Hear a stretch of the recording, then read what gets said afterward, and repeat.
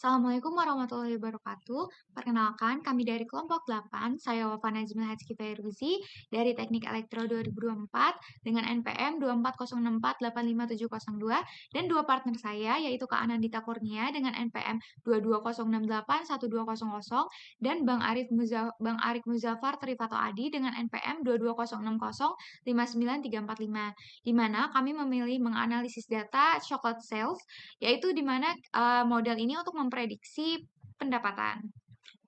Nah, untuk latar belakang, untuk perusahaan coklat ini beroperasi di pasar internasional, sehingga menghadapi fluktuasi permintaan harian yang berdampak bisa out of stock atau overstock. Nah, ini tuh berdampak pada profitnya.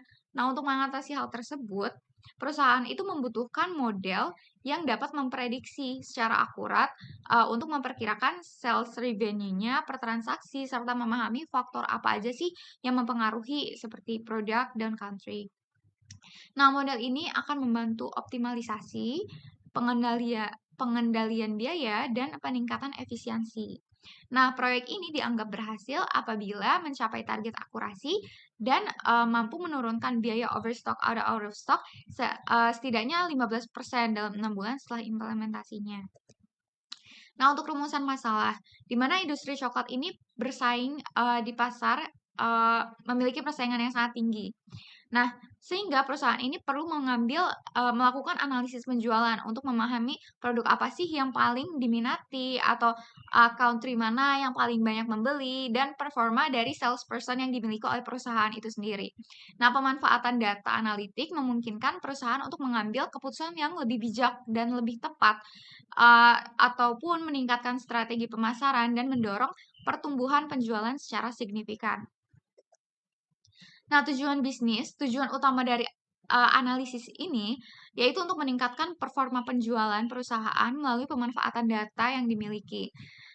Untuk spesifiknya, tujuan itu yang mencakup yang pertama mengembangkan model untuk memperkirakan sales revenue per transaksi dan mengidentifikasi pendorong utama apa saja yang mempengaruhi performa dari penjualan perusahaan coklat ini.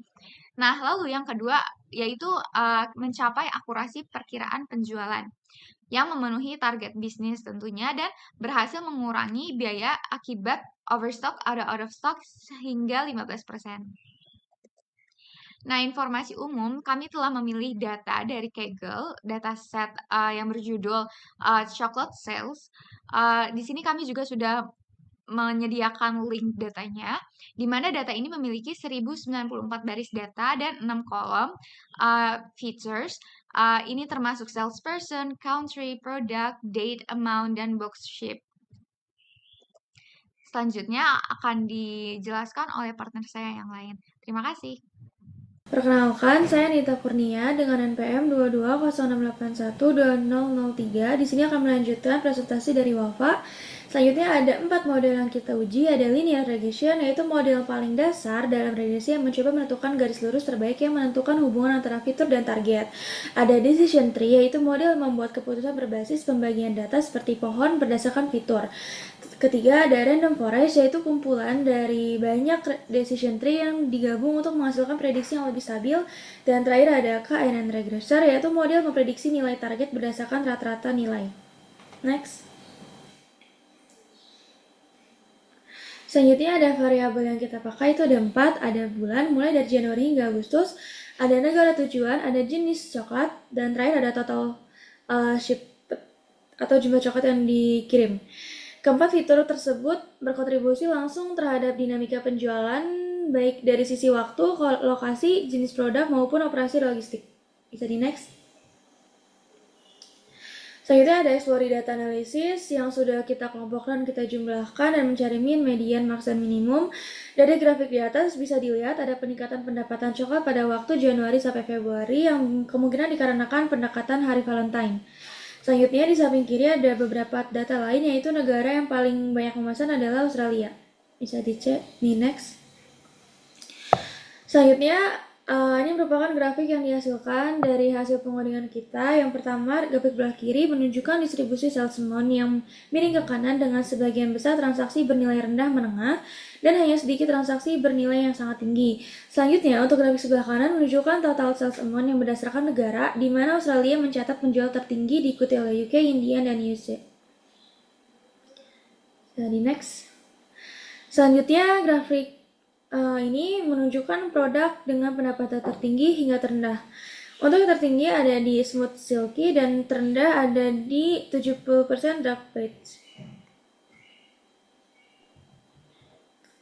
Setelah ini saya lanjutkan, perkenalkan nama saya Joseph Vito Adi dengan NPM 2206059345. Oke, saya lanjutkan. Di sini ada visualisasi perbandingan hasil model.